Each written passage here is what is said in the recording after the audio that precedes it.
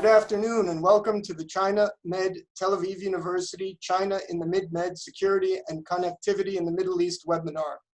This series looks at China's role in the wider Middle East and Mediterranean region from an inside-out perspective, and it's intended to complement our earlier series that looked at China's role in the Mid-Med from a global perspective. My name is Brandon Friedman. I'm the Director of Research at Tel Aviv University's Moshe Dayan Center for Middle Eastern and African Studies. My co-hosts are Professor Sela, the Chair of the Department of East Asian Studies at Tel Aviv University, and Professor Enrico Fardella, the Director of the Center for Mediterranean Area Studies at Peking University and the Director of the ChinaMed project, as well as Dr. Andrea Ghiselli, the Director of Research for the ChinaMed project and a researcher at Fudan University. It is my honor today to introduce our guests for this panel discussion. Our first guest, Maria Repnikova, is an assistant professor of global communication at Georgia State University. She is a scholar of China's political communication, including critical journalism, propaganda, and China's soft power campaign in Africa. Maria is the author of Media Politics in China, Improvising Power Under Authoritarianism, which was published by Cambridge University Press in 2017 and awarded the Best Book of the Year prize by International Journal of Press and Politics in 2019. Maria's PhD in politics from Oxford University, where she was also a Rhodes Scholar. Dr. Liora Hendelman-Baavur is the director of the Alliance Center for Iranian Studies at Tel Aviv University. She teaches modern Iranian history in the Department of Middle Eastern and African History, and she is the author of Creating the Modern Iranian Woman, Popular Culture Between Two Revolutions, published by Cambridge University Press in 2019.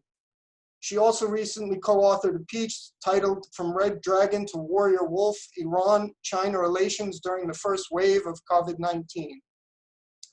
And finally, Dr. Jonathan Fulton is an assistant professor of political science in the College of Humanities and Social Sciences at Zayed University in Abu Dhabi. He is also a senior non-resident fellow at the Atlantic Council in the US, and his recent books include China's relations with Gulf Monarchies, External Powers in the Gulf Monarchies, and Regions in the Belt and Road Initiative. Thank you all for joining us today.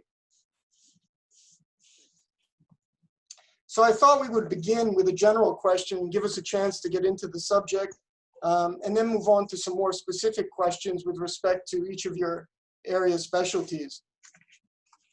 So let's begin with a general question with respect to perceptions of China in either Africa, the Gulf, or Iran. My first question is basically, how is China perceived at the elite level or at levels even below the elite level? And have those perceptions changed in recent years and even more recently with the coronavirus crisis? Maria, if it's okay, I thought we would start with you, and then we'll move on to Liora and Jonathan. Sure, can you hear me okay? Yeah. So my research in the past several years has primarily delved into China's relations with Ethiopia and looking at the inside-out perspective of how Ethiopian elites, media professionals, the youth, kind of activists, civil society members, but also just general public, how they perceive China has been an important focus of my research. So I would say that the perceptions of China amongst the elites are varied. They're somewhat contradictory. At the official level, when it comes to media reports and official speeches, they're very positive. So there's hardly any negative coverage of China, especially in the press and television and amongst kind of official public statements, overwhelming positive coverage. When it comes to kind of beyond the kind of the official layer, but just more of the interview data and kind of speaking to them in person, you find that the perceptions of China are more transactional, and there's also a lot of contestation and suspicion of China, especially its activities on the ground. So there's this really kind of mixed reaction. On the one hand, it's about the perception that we have to get everything out of China that we can, so taking advantage of any opportunities that it offers, whether it's infrastructure projects, which China, of course, has been carrying out to a really large extent within Ethiopia, or loans, investments, private Chinese capital, but also on a more personal level, China is training elites in Ethiopia. It's one of the most one of the biggest recipients of Chinese training aid. So a lot of Ethiopian elites travel to China regularly to receive this various kind of training trips and tours of China that are all paid for, and they're pretty powerful in kind of creating some affinity, some emotional affinity towards China as an inspirational power. But there's also a lot of suspicion about whether or not this model of governance would apply to Ethiopia. Most elites would say it doesn't. And also whether or not, Chinese presence within Ethiopia, there's a growing migrant community, is a good thing. Many people contest that this is potentially dangerous, that they're never going to leave. And the rhetoric of neocolonialism comes up quite a bit in interpersonal conversations and interviews. But again, it never comes up at the level of official media or any kind of official statements. So we see this kind of duality in official versus unofficial responses to China amongst elites. And when it comes to the civil society or the kind of public layer, the civil society is not very developed in Ethiopia because it's been an authoritarian regime for quite some time, and it's recently opening up under Abiy, but we still see this as very nascent movement. It's not a very active civil society, and again, even private media rarely covers China, and some of it goes into the question of control or indirect hegemony, where accessing any Chinese enterprises or officials is actually very hard. It's really hard to interview anybody about China within Ethiopia. So there's very little kind of discussion of what is China doing in our country. But again, at the personal level, there's a lot of critiques about the quality of Chinese products, the idea of China as being low quality nation, kind of low quality goods being dumped into the African continent at large. Chinese community as racist, rude, alien, suspicious, dangerous, this kind of memes or rhetoric that comes up very, very regularly in everyday chats. But when it comes to mobilizing any sort of movement, investigative reporting, any kind of legal action, especially intellectual kind of community gatherings on campuses or discussions about China, that's very rare. There are almost no China scholars within Ethiopian universities. And everything that's being taught about China comes from Confucius Institutes that are obviously run by Chinese government. So there's almost no kind of societal space to actually engage with what China is doing on a more critical level. When asked whether they would want to have that space, most would say, why would we need that? This kind of opportunities that will not lead to jobs. There are no jobs for China scholars or analysts. There are only jobs for translators. So most people who speak Chinese become translators for Chinese companies. So there's this kind of direct linkage with speaking Chinese, learning about China, and starting to work for Chinese companies, but not so much for Ethiopian government or for kind of any sort of policy-making apparatus that would help negotiate with China or help inform or educate young people about Chinese politics, economy, and its involvement in the region. Thank you, Maria. Wow, I certainly have some follow-up questions, but let's give Liora a chance. Liora, maybe you can tell us a little bit about begin with elite attitudes in Iran, and I know you've written a little bit about that. Maybe you can walk us through a little bit. Okay, I think that, can you hear me? Okay. So I can relate to some of the things Maria said about Ethiopia and China, and it also applies to Iran. That means that on the one hand, there is a tendency perhaps to strengthen the relationship with China, but on the other hand, they are very cautious about this bilateral relationship. There are those who tend to emphasize that China is perceived by Iranians as a second best alternative to European technology and investment, but far better than any other options at the moment, especially under the US maximum pressure on Iran. So I can say that for Iran in the past years, especially, even we can say perhaps in the past 2 decades, is and was a lifeline. On the other hand, for China, Iran is not exactly a lifeline. So these are the relationship are not symmetrical in that perception. And there are those who are very, very scared, saying that we didn't do everything we did in the past 4 decades to release ourselves from the burden of the West in order to become dependent in China. There is, of course, a policy that is being promoted by the Iran's supreme leader, Ayatollah Ali Khamenei. He has been encouraging for the past several years young Iranian scientists and also companies in Iran to look east. Now, this eastward look is directed not only to China, but also to India. So this is something I have to stress. But for now, the regime headed by Khamenei, who is, who has celebrated 2 months ago his 81st birthday, together with the government and the Iranian Revolutionary Guards, are positioned to take advantage of the expanding ties with China. This is due to their economic role and vast holdings in the national economy. I can say that the IRGC alone, directly or indirectly, runs at least 1/6 of Iran's economy. So if we're talking about elites, they have a vested interest in promoting this relations with China, everything that is connected with trade and commerce. They are on it. Now we can also say that for years, and this is not entirely new or entirely Chinese, but Iran's media has dubbed the conservatives program the Chinese model. Now this model, when they relate to it, is to offer economic growth, jobs, and limited social freedom in exchange for continued control of the political sphere. Now here I have to separate the conservative camp from the reformist or the pragmatist camp in Iran. The conservatives are more inclined to relate to China and try to push forward the relations between the two countries. The reformists are a lot more cautious. They would prefer to go with Europe or with the West as a whole.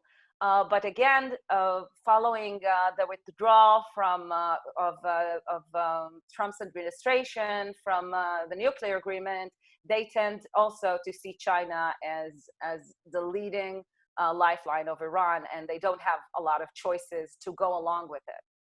I will stop here. Thank you, Liora. Jonathan, maybe you could add something for us on the Gulf a little bit, if you might. Sure. At the risk of being repetitive, you see the same dynamics. So the elite level looks at China as an important partner, mostly in economic terms. Gulf countries are all engaged in these McKinsey-written vision programs, Vision 2030, New Kuwait 2035. They line up very neatly with the BRI cooperation priorities, so there's a lot of synergy there. At the same time, there's a lot of concern about the future of the U.S. in the region. This is something that has been under, it's something we've been tracking for a long time. It's not just a matter of Trump or Obama. It's structural. The U.S.'s interests in the Gulf are not what they used to be. And I think everybody's realizing that.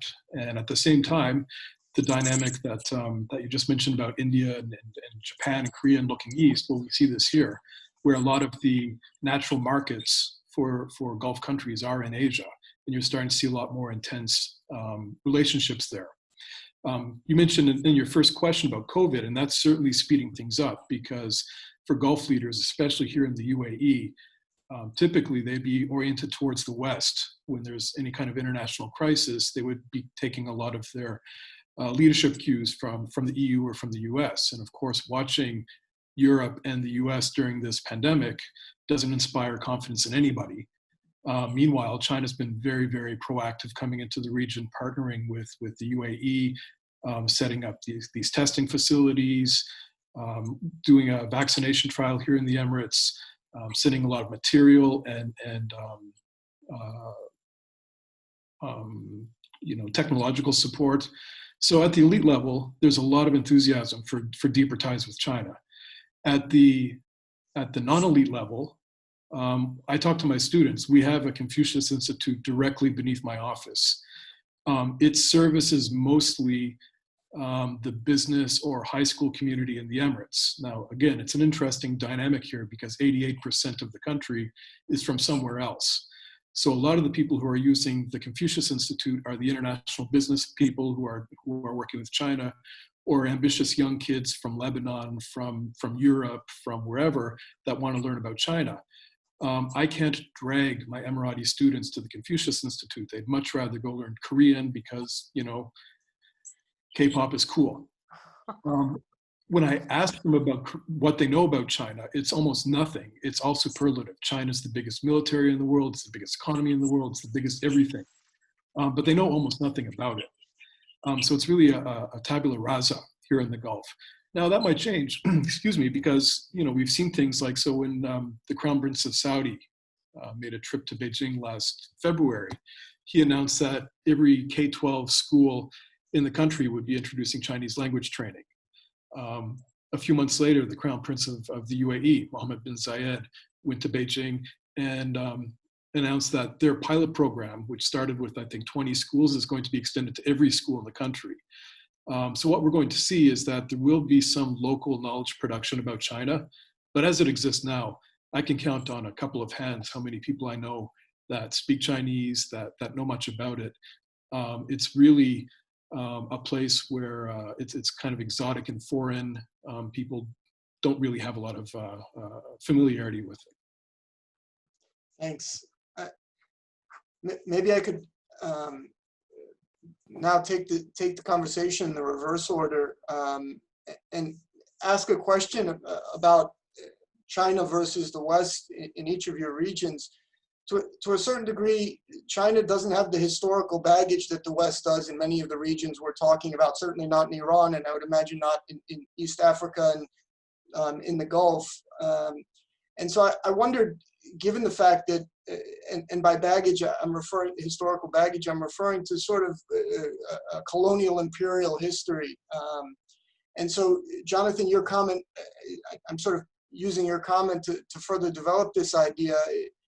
Because there's so little known about China in some of these respective regions, and perhaps there's a perception that they weren't part of what many elites historically in these regions have perceived as exploitation by the West. Does that give China an advantage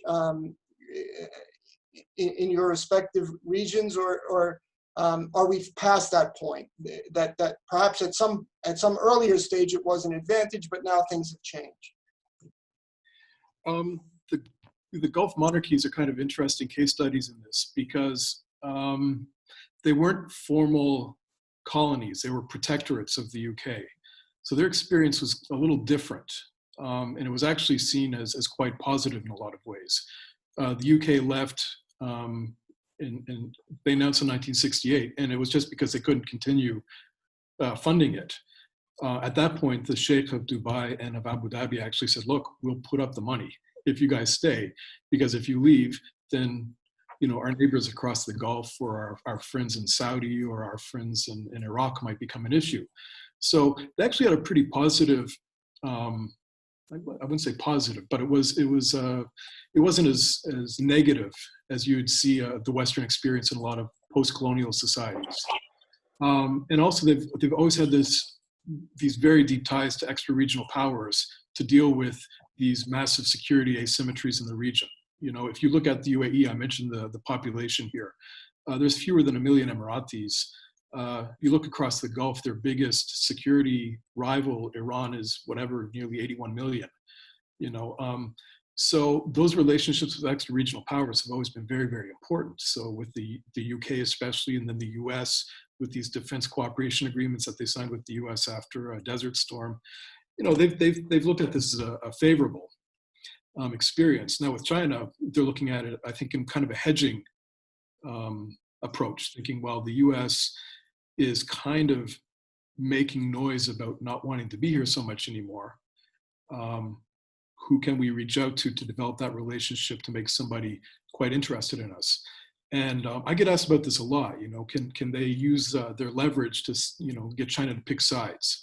China famously has these comprehensive strategic partnerships with Saudis and the Iranians and the Emiratis. But the asymmetrical relationship of all of these, I mean, you mentioned the relationship with Iran is very one-sided. They're all very one-sided. All that the Gulf countries can do with China is provide positive inducement. They can't say, be our friend or else. They can say, invest a lot of money in Dubai real estate. We're going to give you a sweetheart deal on a lot of contracts in Saudi. And you see a very sophisticated Chinese presence on this side of the Gulf. And in terms of contracting and in terms of investment and in terms of volume of trade, it's much, much greater than that with Iran. Now, obviously, the fact that Iran's been under sanctions and has had a lot of problems in recent years contributes to that. But the fact is, Iran is a potential market for China, and the GCC countries are pretty mature markets. So I think when they look at China, they think, okay, this is a way that we can solve the security dilemma we have to get another really powerful country that's interested in our ongoing regime stability and our ongoing security in the face of some pretty powerful regional rivals. Great, thank you. Liora. I want to add something. In the case of Iran, I don't want to relate to it in comparison to the US or the West, but actually to raise Russia in comparison to China. And in terms of Russia, to whom Iran has turned for armaments over the past several decades, Russia was not willing or able to offer the capital, the technologies, or the goods that are required for the improvement of the energy sector in Iran. Russia also cannot meet Iran's manufacturing needs or consumer needs, and China can do that. Now, although Russia is an important partner for Iran, it is also an energy competitor when it comes, for example, to natural gas. There is also an historical adversary dating back to the period of Russian imperial expansion in the 19th century that you mentioned, Brendan. So on the other hand, China has the capacity of supplying Iran's manufacturing need. It is hungry for energy that Iran can offer, and it comes with less historical baggage in the eyes of Iran. Thank you. Maria.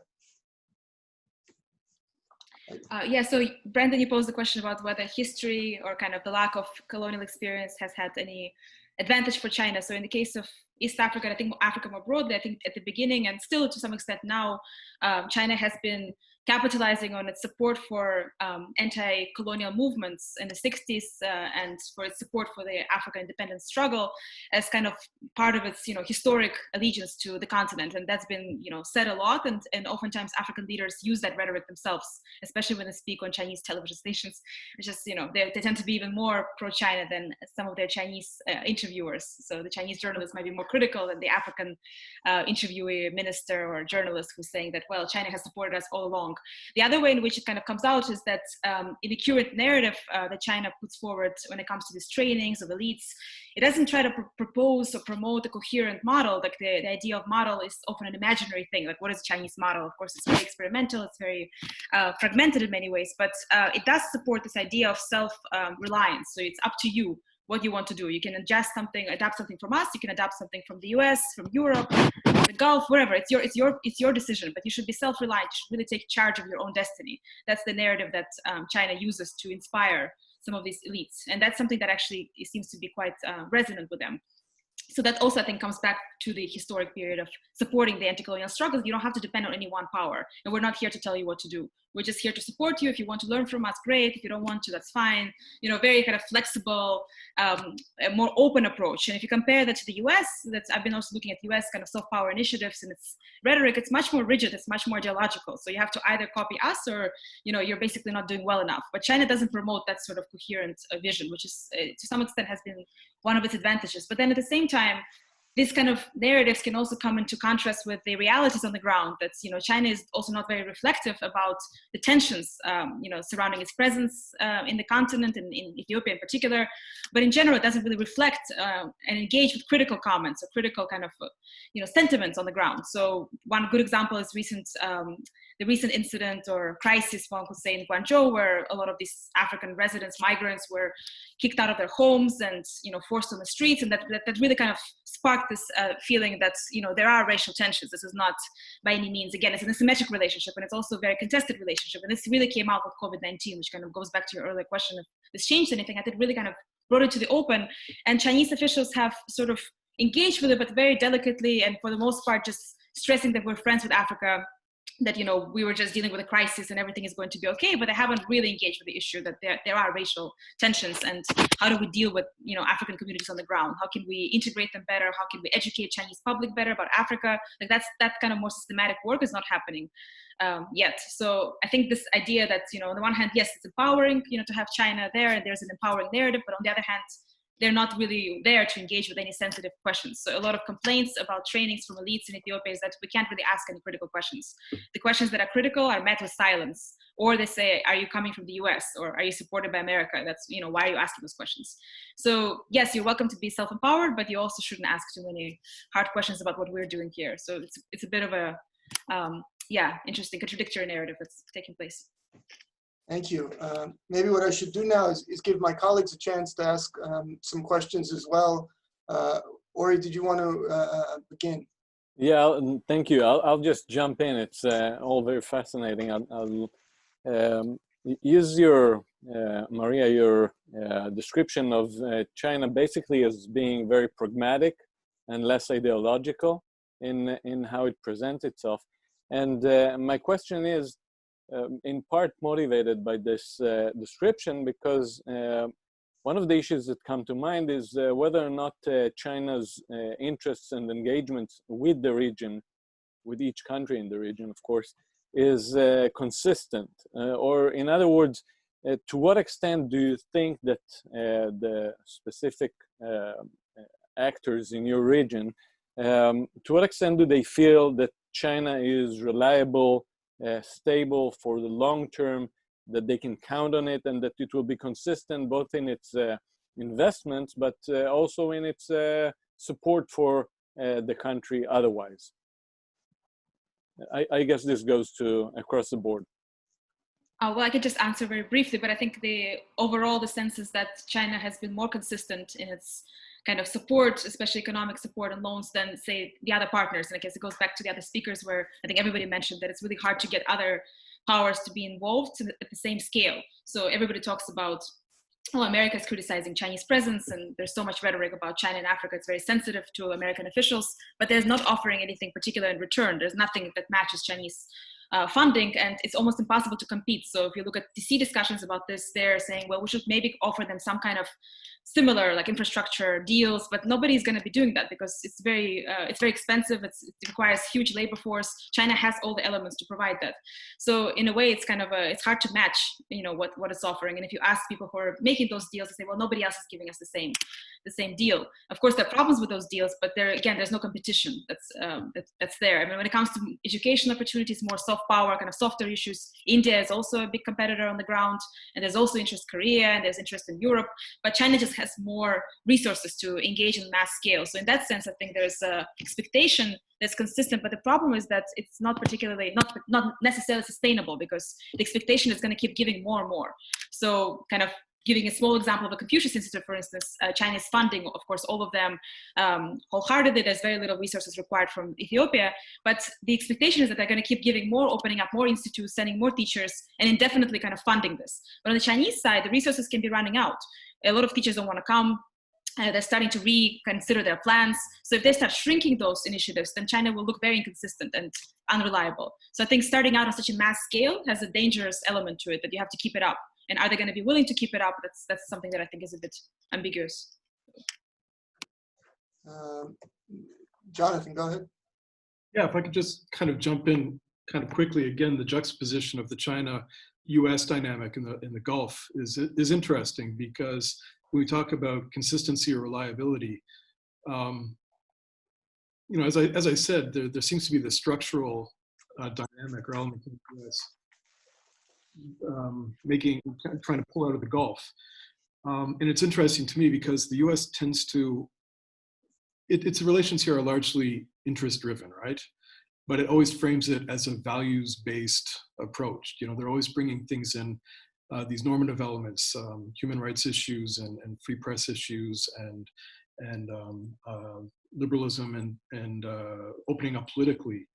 And it kind of is seen as something that muddies the interests. I think the Gulf actors are pretty happy when they say, yeah, you're here because you want, to keep the shipping lanes open, and you want energy getting out to markets, and you want to keep other powers out of the region. That's cool. And you're going to talk about democracy and human rights. Well, okay, you can talk about that. We're just going to kind of ignore it.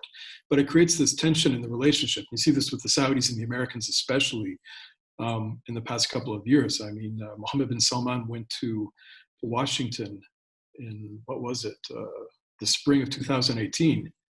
and had this wonderful reception. He's hanging out with The Rock. He's on Oprah. He's rolling with Bill Gates. Everybody loves him. And then, Istanbul happens, and then everybody in America gets really, really, really mad at him. Lindsey Graham says, I'm going to sanction the hell out of him. And Trump says, you wouldn't last 2 weeks without me. And so there's this very inconsistent, sense like, look, you're with us on one day and you're against us the other day.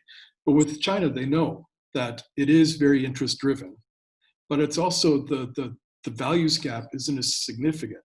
We're looking at these kind of authoritarian models. I think both of you, Maria and Laura, have referred to the China model. The idea of economic growth without political openness is very attractive in the Gulf. And if they think we can get that without having to put up with all the stuff that the West keeps telling us we have to do, great, So they look at it as really quite consistent. Now, things like what's going to happen if the BRI starts to expand in the way it has, or if the energy markets change or whatever. But I think just, again, the strength of the relationships that have been developing in recent years means that there's a remarkable alignment of interests for Gulf states in China, and I don't think that's going to change anytime soon. Can I add something? Sure. Okay. I would say that pro-Chinese conservatives in Iran tend to trust China based on their belief that it naturally shares solidarity and historical, cultural ties with Iran. They also perceive Tehran's relations with Beijing as based on mutual respect, as well as economic interest in the framework of the BRI. It depends who you are asking. And I think there is also a difference between what they are saying officially or declaring officially through the media and what they really think. And here I will relate also to members of the pragmatist or reformist camp in Iran who tend to be more skeptical of China's true aspirations, and many would have preferred to promote and develop relationship with Western countries, although representatives of this camp are not opposed to the benefits of Chinese investment and technology. They do consider China to be an unreliable partner who serves its own interest, and this interest can change on the one hand, but China also operates to balance it's let's say a vast interest in the area.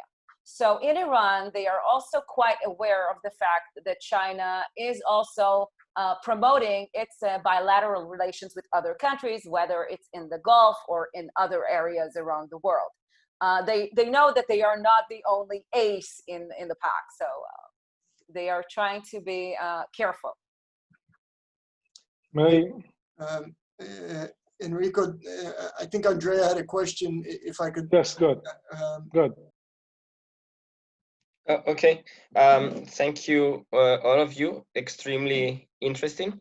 To some extent, I'm happy to see that your impression somehow overlap with ours through our monitoring of Chinese and regional media. I see pretty much the same patterns that you mentioned. So it's good to know that we are doing something right.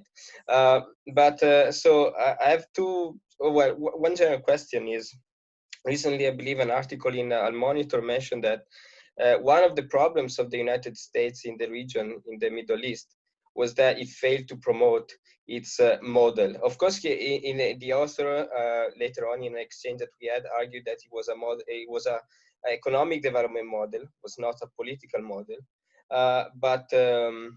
But honestly, I remain quite skeptical in characterizing the kind of the Sino-American relation in the Gulf as something like the United States could change or reverse simply by making local elite better understanding the advantages of working with the Americans rather than with the Chinese. So I would like to know what you think about this as a context, not really of a political model, which are of course very different. And I think Jonathan is totally right, completely right about the attractiveness of the Chinese one. But what about on the economic side? What do you think? Right. So I mean, I was interested in that article as well because Karen did talk about the shared values issue, and that's something that threw me because I don't see it. Obviously, I think that the idea that the U.S. has any shared values in the Gulf is maybe something American analysts, but I think it's not. And I don't mean that as a slag on Karen's consistently very good analysis at all, but I just don't think it's necessarily how it works. Karen's lived in the UAE for quite a while, so she understands the place, understands the region. But what you see is a lot of folks come here from DC, from London, and they meet the sheikh or they meet the minister, and maybe that person went to Sandhurst or they went to Cambridge or something, and they say all the right things. But the reality is that there's an enormous apparatus beneath that person that is not going to accept the same kind of thing. So the idea of a values-based approach, I think, whether it's political or economic, I think that the economic side is, can you help us develop? Can you help us get past this frontier model where we're all stuck just basically with 90% of the local population working for the government and 90% of the private sector being funded or being governed by the expats? How do you help us solve this? And nothing that the West has done in the Gulf has really addressed that. There's not really a big appetite in the region to make those structural changes required of the population. But the idea that China's going to come in and say, look, we're going to help you build up a lot of private sectors, like in the Saudi Vision 2030 model, focusing on real estate, focusing on HR, training, education. They're singing the right song. People here are really interested in that.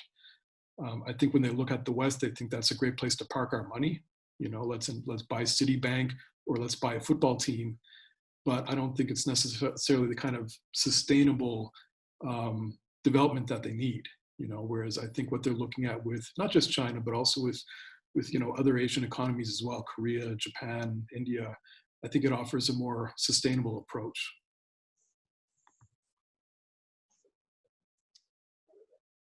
If any, Maria, did you have a comment, or should we pass it along to Enrico to ask another question? Yeah, I guess brief response to the idea of U.S. promotion of its economic model. I mean, first of all, I think there's some understanding in some circles of kind of DC policymaking apparatus, but also people who work for the embassy on the ground, that those two models are not necessarily completely at odds with each other. Sometimes they can be seen as complementary. For example, US does a lot of work in health aid, especially on the ground in Ethiopia. It's poverty relief work, it's tertiary education. There's a lot of different kinds of sectors that is involved in that China is not involved in. China is more involved in higher education, elite trainings, for instance, and large infrastructure projects. And some officials who are more pragmatic on the US side, they would admit that US is never going to compete on that front, but they don't necessarily see the idea that China is building up infrastructure as a bad thing. They kind of see it as potentially, complementary, that they can do this and we can do something else.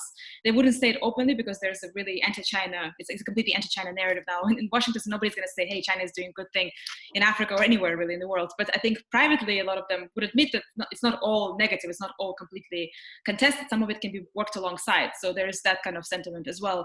And I think secondly, it's just this notion of a model. I think, in the US side, if you ask them about the model, the values cannot be kind of retracted from the economic aid. Everything kind of comes together, and one has to, in some ways at least, act as if you admire or are inspired by American values, political values, and social values. If you want to receive that aid, there's always a kind of value-driven narrative. And of course, China doesn't have that. So when it comes to getting something quick and large scale, China is much more competitive. So it's hard to imagine kind of US as promoting something completely alternative and at the same scale as China. But at the same time, sometimes some of the segments of those models can work together. So I don't think it's always a competition. There can also be some complementary kind of work on the ground. Thank you. Enrico. Yes, thank you, Brendan. I have like a couple of questions. Actually, the first one is more a question. The second one is like a comment mixed with a question. Let me begin with the first, which is always related to the perception. I would like to know, of course, all the logical connection with what you have just talked about. I think are quite self-evident. I would like to know how the countries you're looking at are framing or observing, both in the public discourse, but also in the private, sphere, the Hong Kong and Xinjiang issue. Then I will, after this, then we can touch upon the second part of my comment question. Thank you. Okay, anyone want to start? It's a very recent set of developments, but Jonathan, go ahead. Sure. So, I mean, for the Hong Kong one, I don't know because I'm stuck in my house. I'm not talking to anybody. But I did see that the UAE and Oman and Qatar and Saudi were among that group of states that signed the declaration of support. And I don't think that's a surprise because, again, I think China's non-interference policy buys it a lot of support on issues like this. On the Xinjiang issue, I get asked about this in every single event I do. And I understand why. I mean, because obviously with the Saudis are the custodians of the two holiest sites in Islam, and this is a big part of their legitimacy. Yet at the same time, they've got this comprehensive strategic partnership with China, which is, got reportedly 1 million Muslims locked up in concentration or re-education camps. And I think a lot of folks wonder how they can thread that needle. And one of the issues, I think, is that if you look at the biggest threat for most Gulf leaders, it's political Islam. The threat that this ideology poses to the regime security or regime stability. The Muslim Brotherhood was designated a terrorist organization.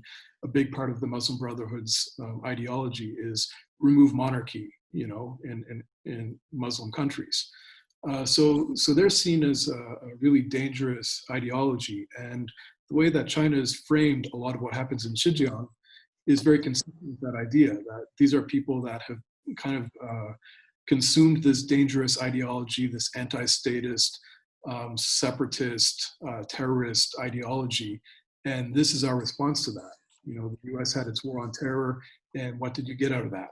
Years of war, you got ISIS, you got the Arab Spring, you got the Middle East blowing up. We've got a different approach.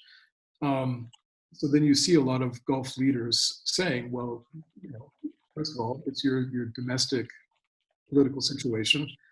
Deal with it how you see fit. I believe the Crown Prince of Saudi said just that when he went to Beijing last year.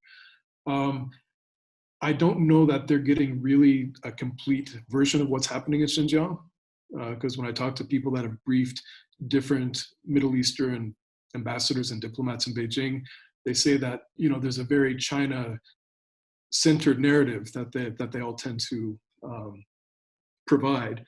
But I think that's the biggest issue. It's just that it's seen as a response to an ideological threat that these guys feel as well. I think the other issue is that Turkey doesn't have a lot of fans in the Gulf. The Uyghurs are a Turkic people. This is seen more as Turkey's issue than the Arabs' issue. I mean, and then finally, another big part of it is that all the media is basically state-owned. So you're not going to see a newspaper editorial here that says a whole lot about what's happening in Xinjiang because the narrative is being controlled really at the elite level. And at the elite level, there's never been a fatwa issued in Saudi about Xinjiang or about the Uyghurs. And most countries, as I said, are dependent on not dependent, but looking at China as a very important long-term partner. So again, if this normative element of the relationship, this kind of authoritarian league of authoritarian gentlemen holds out, I'm not going to criticize you for what you're doing in your country, and you respect my sovereignty as well. Great. Liora, did you want to add something? We lost your microphone. No, okay. Okay, now we can hear you. What I wanted to say, I think that officials in the Islamic Republic were probably among the first to support or declare their support of Beijing's decision to promulgate the new Hong Kong national security laws. So this to answer that part of the question. And at the same time, when conservatives are very cautious in Iran in their statements about Beijing's attitude towards Muslim minorities within its borders.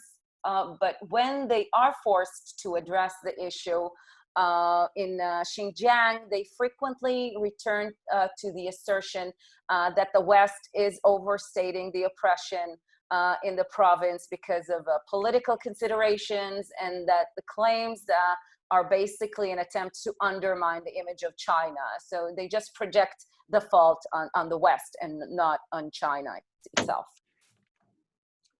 Maria, go ahead. Yeah, in the case of Ethiopia, they actually did not sign on to the declaration of support for Xinjiang. So surprisingly, or maybe less surprisingly, I don't know, depends what side you take, that they didn't add their name, while many of the neighboring countries did.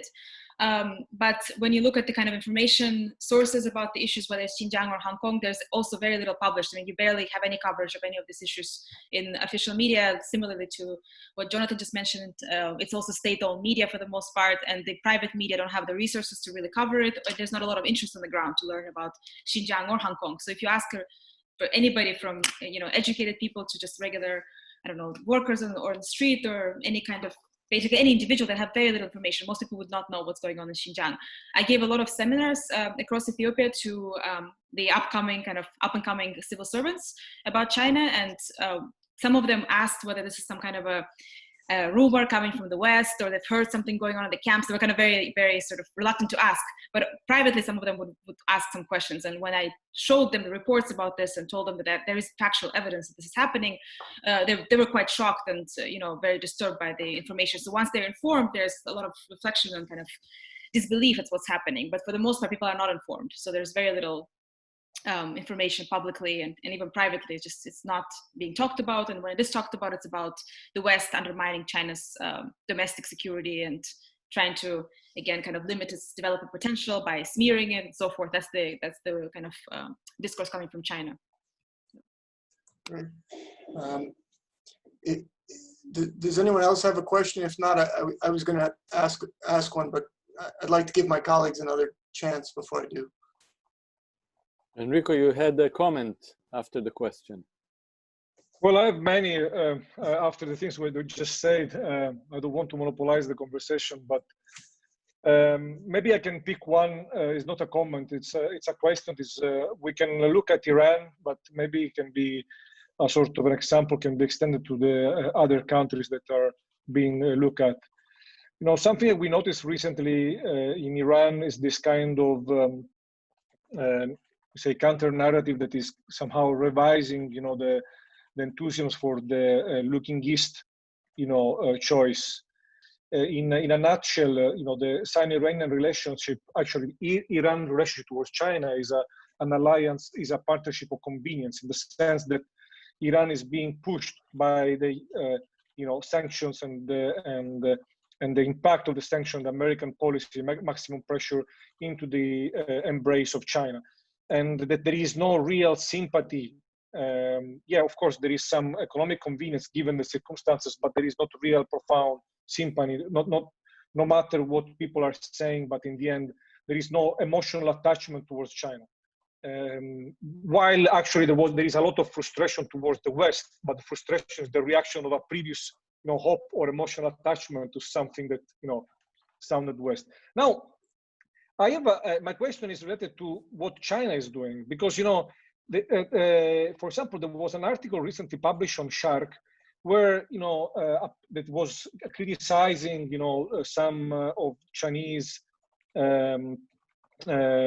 policies and treatment towards Iran. And in particular, there was a point that is very interesting to me. So I would like, Liora, if you could comment on it. When the fact that, recently Beijing has asked Iran to switch his bank account on Chinese banks from from dollar into yuan, and paying like a 12% fee. I mean, this kind of measure to me is very much counterproductive. So I would like to know what is your impression, why you think that this happened, and whether this has had a substantial impact on the way how within this framework China is being perceived. Can I just add to this, because it's very closely related to Enrico. It's basically just adding something, if I may. Yeah, sure. It's okay. It's related to another article very recent in Iranian media. I can here you can sorry. I can also send here the link in the common chat. Is related, and again we've seen recently some Iranian media kind of pointing out that of course the relationship is imbalanced. So far as Shark was one of those.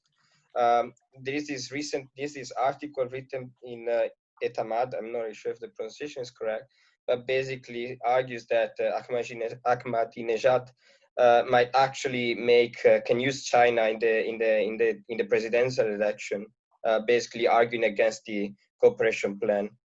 So again, building on Enrico's comment, what you think of this?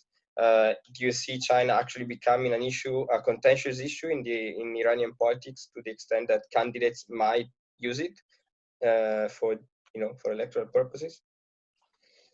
Okay, so first of all, both Itimad and Shark are both reformist publications. So I can relate again to the contestation between the conservatives and the Revolutionary Guards forces and the reformist camp.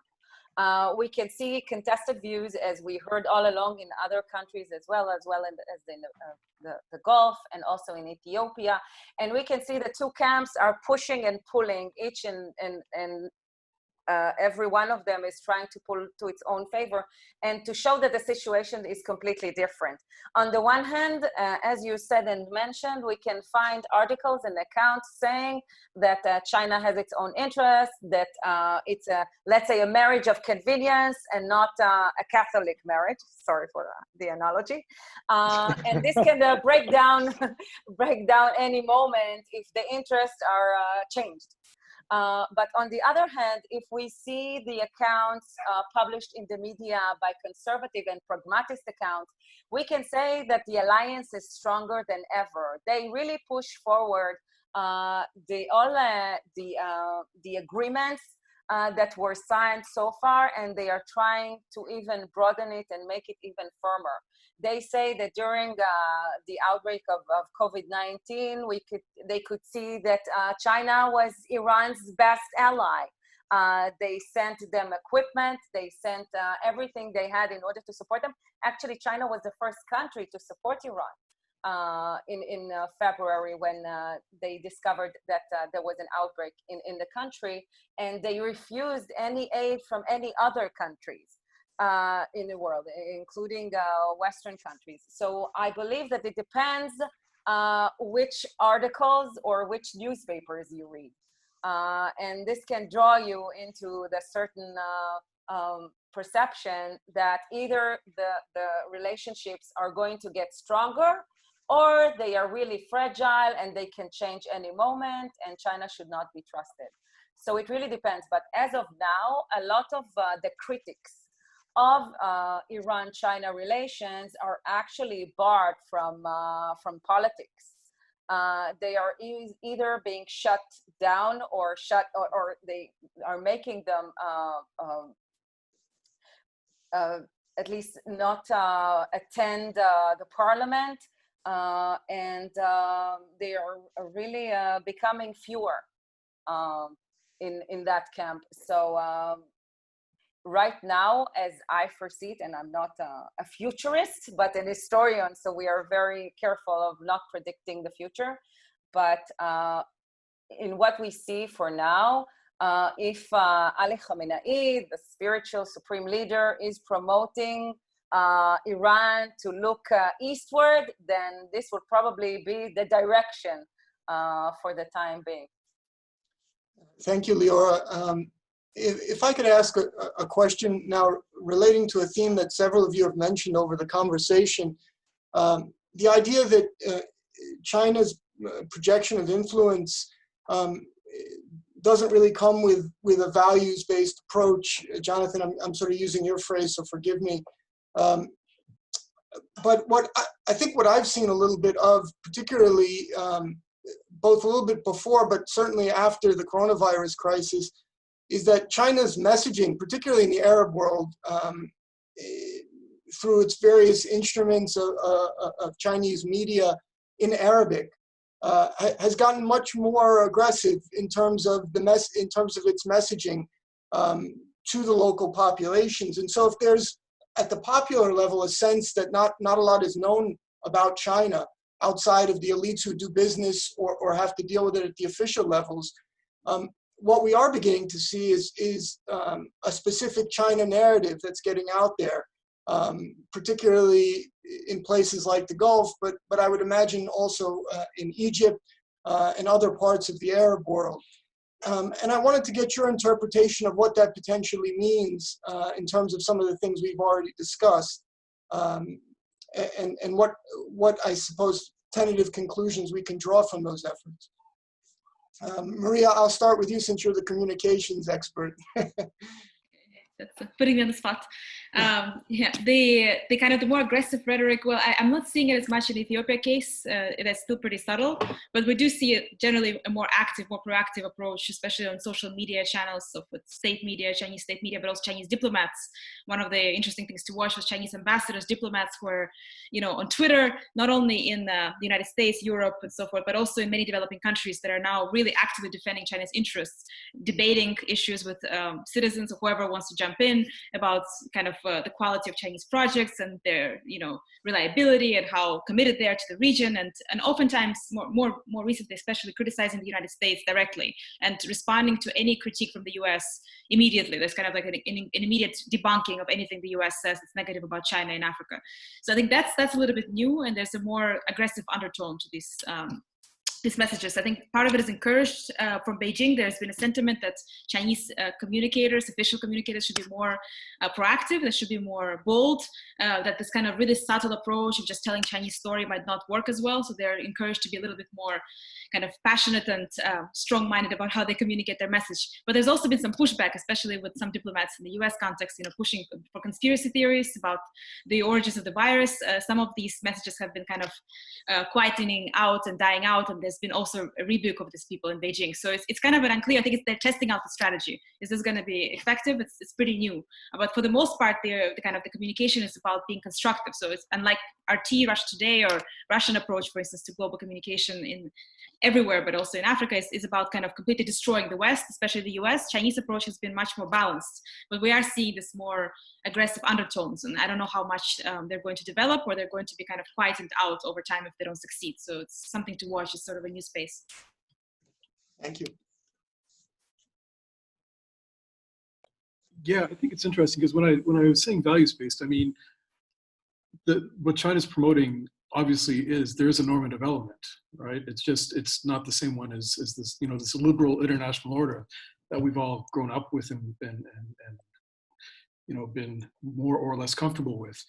I think what China's promoting here is something that I kind of hinted at, that a lot of countries in the Gulf, especially, or in the Middle East in general, are much more comfortable with, So I think there is a values approach to it, and so I think that's something I'd actually like to work on a little more. Is just how these values are being promoted throughout the region by these projects. One of the cooperation priorities, of course, is the people-to-people bonds element and policy coordination for the Belt and Road Initiative, and both of those are pretty excellent avenues to cooperate on things. We're seeing a lot, mostly state-led stuff, state-led media, and the Wolf Warriors and all this other stuff. But we're also seeing a lot of other types of outreach, a little softer touch than we're used to. The Chargé d'Affaires here in Abu Dhabi gave an interview with an Emirati newspaper, and he was very unusually emotive for a Chinese diplomat, saying that during the early days of the pandemic in Wuhan, the UAE lit up the Burj Khalifa, and they lit up a bunch of landmark buildings with Chinese flags, and they had Jiao, Zhongguo, and all this stuff all over the place. And little things, little rhetorical flourishes, but it really, this guy played it up. He's like, oh, it brought the Chinese nation to tears to see the strong brotherhood of our Emirati friends, and it was just very unusual because I've been in this country for years, and you almost never hear anything from the Chinese embassy, ever. The Saudi embassy as well. The new or the Saudi ambassador is relatively new, has been very active on Twitter. And he's also been using kind of a lighter touch, like, oh, you just caught me reading my favorite Saudi novel here during the lockdown kind of thing, talking about these types of things. So they are reaching out in a lot of different ways. There also were some pretty interesting videos. I mean, we all saw the animated video of what China was doing to save everybody and what the U.S. did to ignore it, which was kind of a little on the nose. But I think my students thought it was funny. They liked it.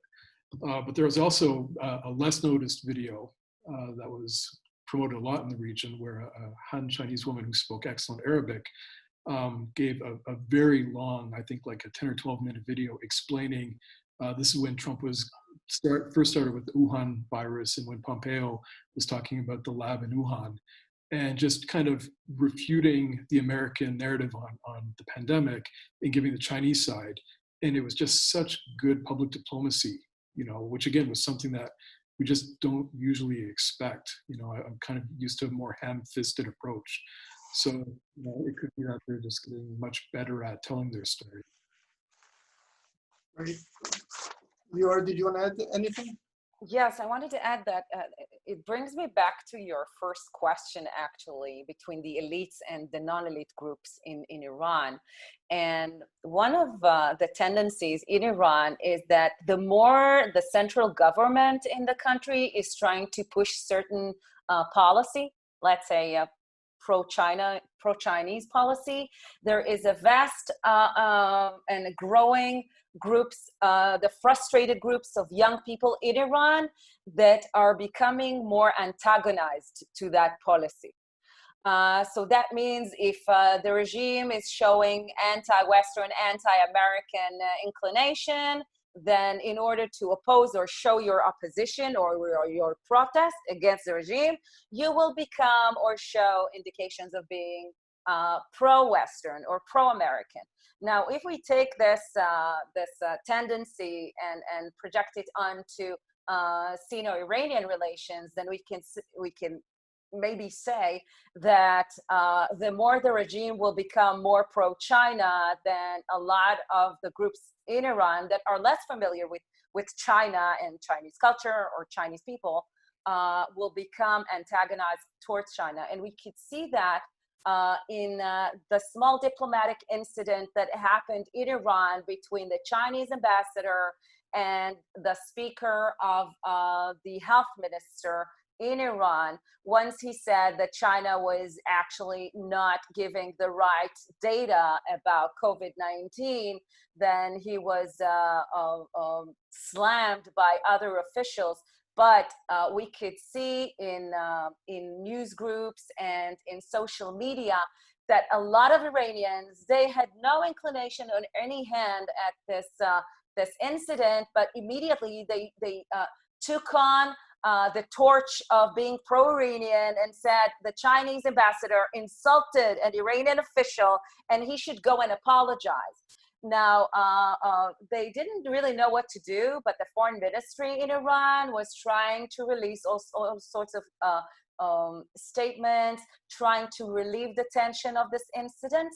But later on, and it was in July, few weeks ago, that we could hear that this speaker of the health minister in Iran was actually discharged from his post.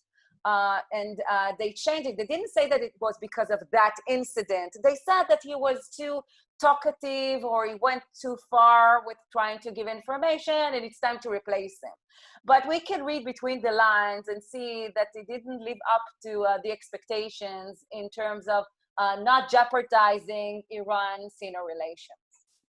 Just to give an example. It's a good example. Thank you, Liora. Ori, did you have a question? You've been waiting patiently. That's me, Mr. Patient. Thank you. It's been fascinating, so there was no problem in waiting. I'd like to touch upon a subject that I think came up several times, and it's basically how those different countries are securing, if at all, knowledge about China. This came up in some of your remarks earlier, for example, with the CIs operating in various countries, also in ours. My question is, when we think about education, and I'm probably preaching to the choir here, it's important. And it sets the tone probably for a lot of what the first youngsters, but of course also not just the youngsters, think and assume as knowledge later on. Now, I'm trying to understand to what extent you see China trying to be involved more and more with the educational system, not necessarily by propaganda about China, but in general, collaboration between institutions, so on and so forth, within your respective regions, because I think it's a fundamental issue that we need to come to grasp with. Thank you. Okay, should we start? Liora, we'll start with you. We haven't started with you for a while. Okay. Okay, so I can say that there are two Confucius institutions in Iran. The first one was established in 2009. So it operates for a decade already at Tehran University. And in 2019, the second one was opened in the University of Mazandaran. What we do know is that I think that I relate to some of the things that Jonathan said in relation to popular culture and its influence. I believe that the Korean wave is a little bit stronger in Iran as well, not only K-pop, but also K-drama. And also a Japanese series. So in that relation, it's also stronger within my own house. Okay. My very own daughter. Okay. 감사합니다. Okay. So I can say that the Korean wave is a lot stronger. That China is trying to push its own soft power through series, but it's so far they have less. Let's say success than Japan or Korea, South Korea, of course, but they are trying. Now, I can say that I was trying to search for data about the amount of Chinese students coming to study in Iran, and it was very difficult for me to find any data or any figures, but I know that there are more Iranians going to study in China. So this is also something that is perhaps for the short run cannot tell us much, but for the long run, I think it will be more influential for Iranian students coming back from China and being a direct source of information about China and being able to spread more information and Chinese culture and of course also the language in Iran itself. But this is something we will have to wait and see for the long run, the influence. There is also one more thing that perhaps it is worth and important to say is that in recent years, Iran is pushing for more and more Chinese tourists to come and visit Iran. And as of June 2019, Chinese tourists do not have to issue a visa to come to Iran. So they were actually trying to push for the Chinese New Year in Iran in February, but they were they scheduled all sorts of festivals and events, but everything collapsed because of COVID-19. But they do consider China to be a leading tourism avenue for Iran. Thank you. Jonathan, did you want to address Ori's question? Sure. I mean, it is an interesting element of it. What we've seen, like as I said, there's not a lot of local knowledge production happening yet, and they're trying to address that. 2 years ago, I think they've got an Abu Dhabi International Book Fair, and China was the guest of honor, and they brought over some really impressive authors. You know, like Yu Hua came to my university, met with the students, and I was blown away because he's one of my favorite writers.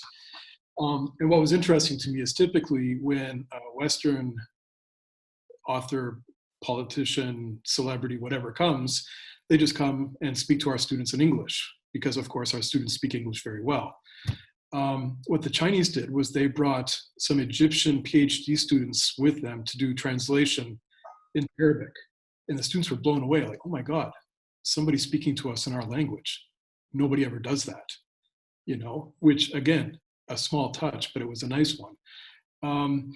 One of the outcomes of that book fair was that, a lot of Chinese state-owned publishing houses signed a lot of MOUs with Emirati educational boards, curriculum developments, schools, whatever.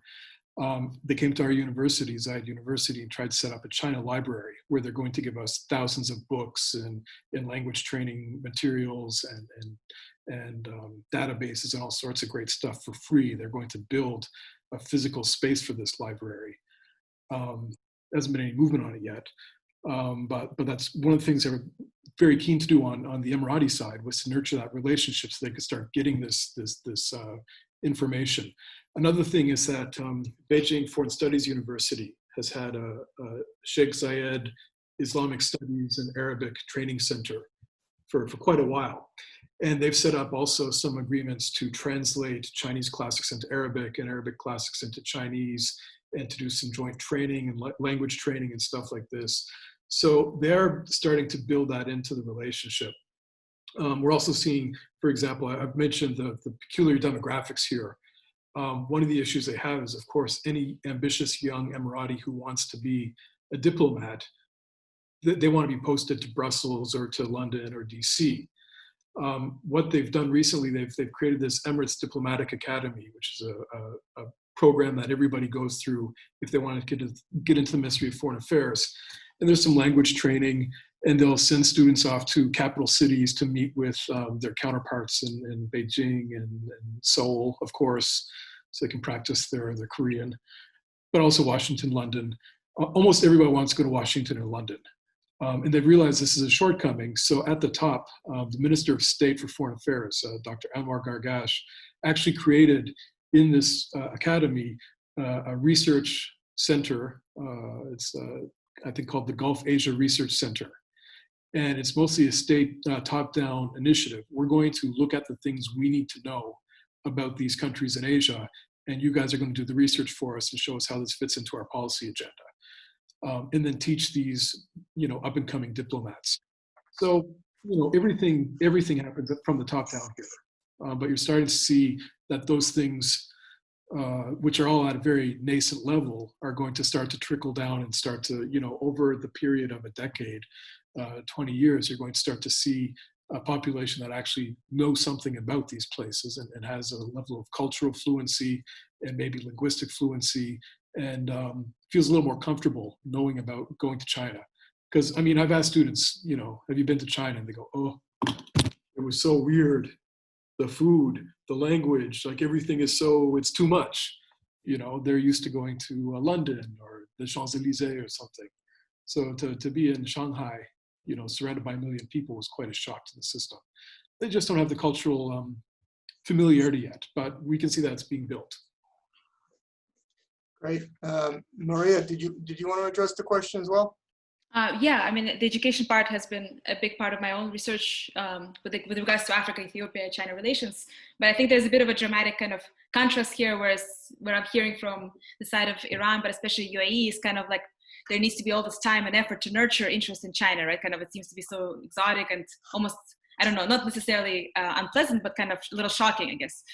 When it comes to Ethiopian youth, it's really the only chance to go overseas these days. China is the only sort of channel route to what I call kind of in my work as the global, kind of, if you want to see the world, China is the world.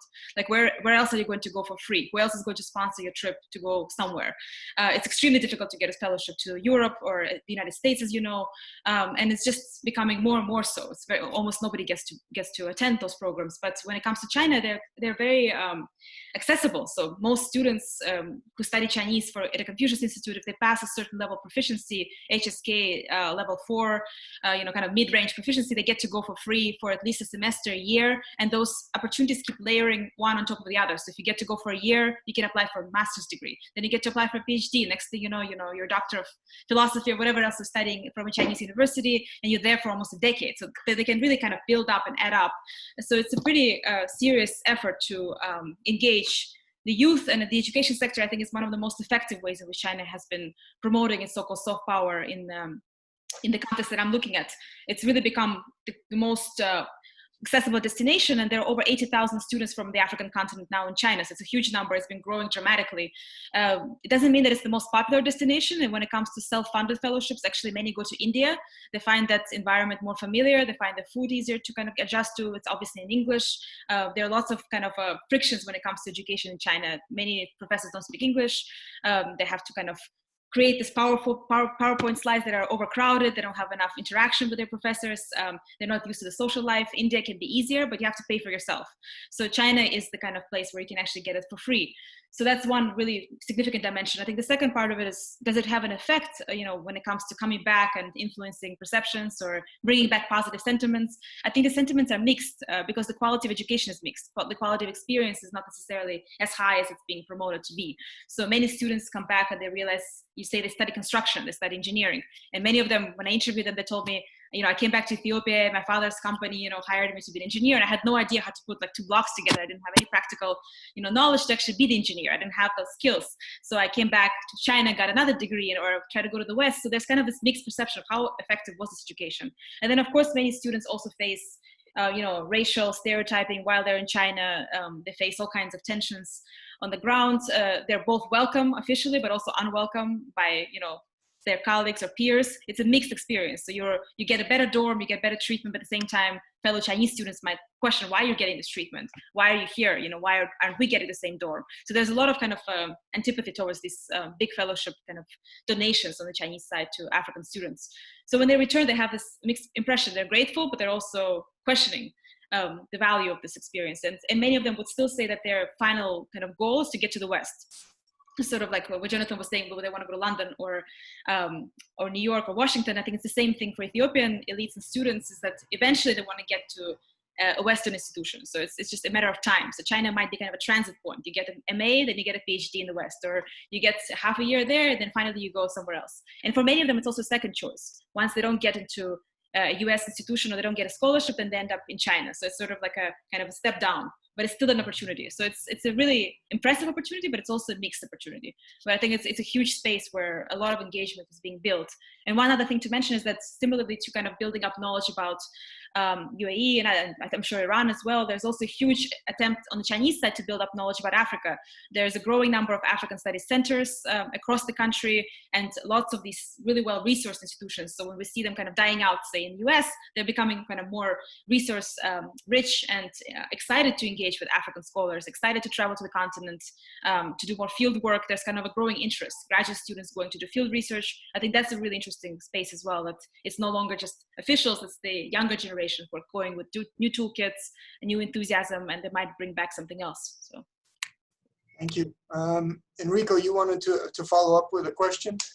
Yeah, I basically, first of all, it's very interesting because basically what has been said so far fits perfectly with my 15-year experience as a professor at Peking University. And so diachronically, I've seen China doing like a really remarkable job trying to somehow fill the huge gap, for example, like in terms of like languages and area studies. As you know, that since 2016 there's been like more and more emphasis on area studies, especially at my university. So this is a fact, and it's remarkable what I'm seeing. And your experiences is actually, it's very interesting because I also see a lot of this coming. For example, when it comes to Italy, I see more and more diplomats using Italian, in their interaction with Italian diplomats. And while it's not so common for Italian diplomats, for example, I mean, the Chinese is not like so widespread in the Ministry of Foreign Affairs in Italy as much, as English, for example, obviously. But there is a constant, there is a factor that I think that all of us experience it when we come to China abroad. There is a mismatch between Chinese economic presence and, as Jonathan was saying before, and the knowledge and perception about China. So I would like to ask you, if we take away the economic incentive that in the end creates a sort of,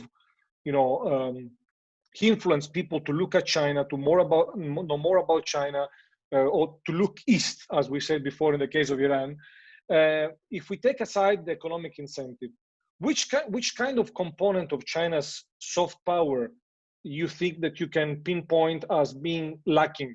I mean, what China is doing wrong? What is the element that actually, doesn't really, meet people's heart in the countries you're looking at?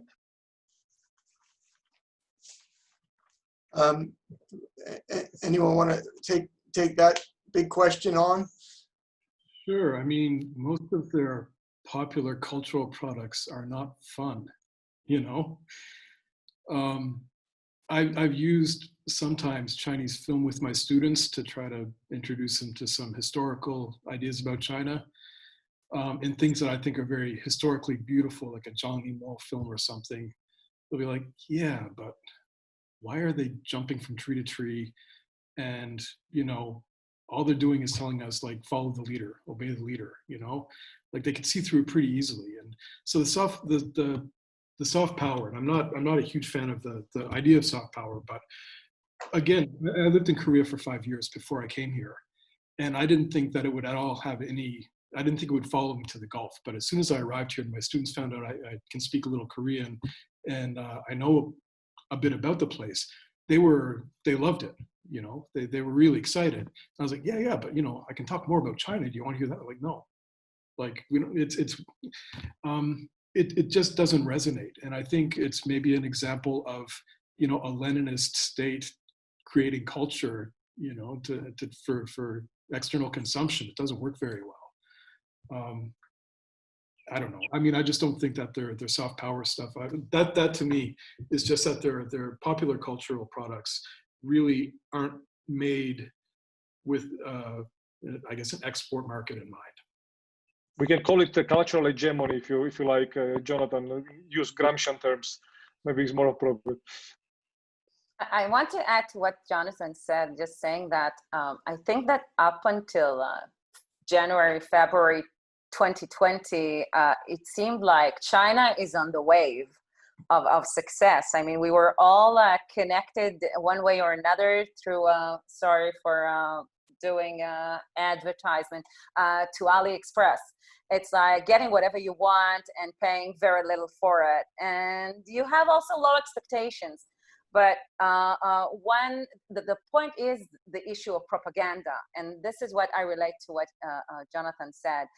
We have, on the one hand, China that is manufacturing everything to the entire world.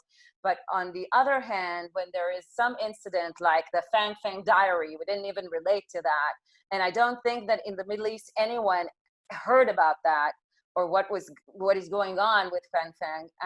And this scrambles everything. Everything that, and I can say that Iran was trying not only to do the attempt to become China in terms of advancing its economy, but also its international image. Iran is trying to sell all sorts of stuff, whether it's information or all sorts of technological stuff to other countries, even in Eastern Europe or throughout Asia, trying to show itself to be generous like China. But again, this worked up until January, February 2020. Success has many friends, but failures or disadvantages are orphaned, as you say. And right now, I think that the Chinese image, at least in the Western world, is a little bit damaged because of COVID-19. And they are really trying to maneuver it again and to put themselves on the right track by going back a couple of months ago when everything seemed completely different. Thank you, Liora. Maria, did you want to add something on that, on the point relating to China's non-economic attractions? Sure. I mean, I think there are many frictions or tensions in China's so-called soft power. I mean, they embrace that term very, very much enthusiastically. There are over something like 10,000 articles published on this topic in Chinese. It's an extremely popular subject. So even though, I'm also critical of the term and the idea is obviously ambiguous and oversimplistic, but Chinese officials and scholars have really kind of embraced this notion that China needs discourse power, soft power. It needs to be influential, not only in the economic domain, but also as kind of an ideational power in some ways. But we're still seeing that its interpretation of soft power, even if you look at the way that they interpret it, is very different from the way that Joseph Nye has originally kind of coined it, or the Western view. They really see almost everything as falling under soft power. So even though we might say, hey, they don't have soft power because they don't have the popular culture, they don't see it necessarily that way. They see their soft power as rooted in economic dimensions, as also rooted in their traditional values, the Confucian values. So they kind of see this as a package of history, ideology, and economics. But popular culture is not necessarily as much of a piece of it for them as we might imagine. So yes, it's missing, but they don't necessarily see it as part of the original concept, the way that they interpret it. So that's one thing. And the second thing, I think there's a big tension between domestic and external kind of demands for so-called soft power. Domestically, many of these ideological statements and dry kind of, performances might actually appeal to their leaders. So if you think about, Xinhua news agency that I've been studying for some time, the way that they do things might look very boring sometimes to us, but then the leader of that agency might actually be happy with the content produced because he gets some sort of bonus because he's promoting China well. He's telling the story patriotically, he's promoting good image. So he's benefiting, and then his employees might be rewarded for that. So if you're an enterprising journalist working for a Xinhua news agency, you might not get rewarded for your good story. But if you're more of a positive kind of voice, spreading, really uncontroversial stories that are being picked up maybe by a few media outlets, you might get a bonus. So that's kind of the tension there. So what are the incentives? Are the incentives really to win public opinion, or is it about domestic kind of bureaucratic incentives that are at play as well? Sometimes they conflict with each other. So that's why we see all kinds of incidents coming up all the time. On the one hand, as many of you mentioned, this kind of more sophisticated approach, speaking Arabic and learning Italian and kind of being very savvy. On the other hand, we see really sort of off-putting propaganda where something that seems to be a minor incident becomes a major scandal. And you wonder, why is that the case? Well, because the system is fragmented bureaucratically, but also because the incentives are conflicted.